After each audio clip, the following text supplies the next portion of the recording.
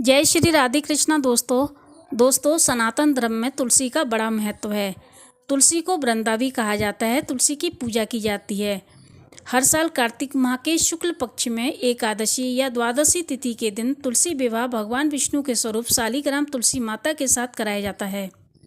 वहीं कार्तिक माह में शुक्ल पक्ष में पड़ने वाली एकादशी को देवउठनी एकादशी भी कहते हैं, क्योंकि भगवान विष्णु क्षीर सागर से योग निद्रा से जागते हैं। हिंदू संप्रदाय में मांगलिक कार्य फिर से शुरू हो जाते हैं। दोस्तों, ऐसे में कुछ ऐसी महिलाएं होती हैं जो दुविधा में रहती हैं कि पीरियड के दौरान देवउठनी एकादशी और तुलसी विवाह कैसे करें।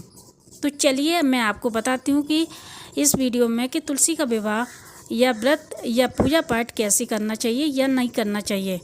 दोस्तों, तुलसी का पौधा ऐसी जगह पर रखना चाहिए जहाँ पर साफ़ सफाई हो, क्योंकि माता लक्ष्मी वहीं पर वास करती हैं जहाँ पर स्वच्छता होती है।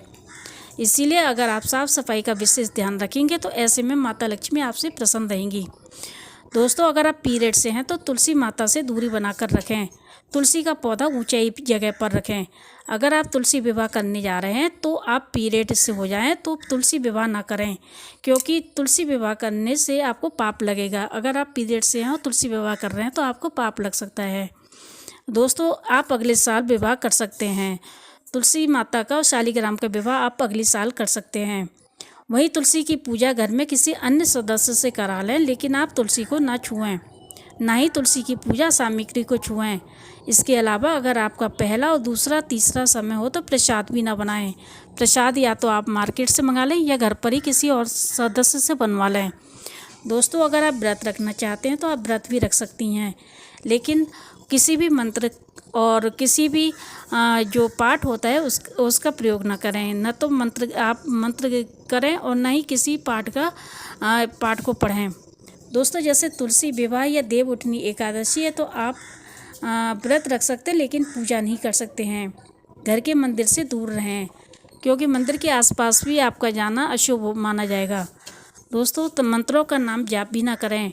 मोबाइल पर आप एकादशी की कथा सुन सकती हैं, तुलसी माता के गीत गा सकती हैं। मंत्रों का उच्चारण नहीं किया जाता है, इसीलिए आप जय तुलसी माता के भजन गा सकती हैं।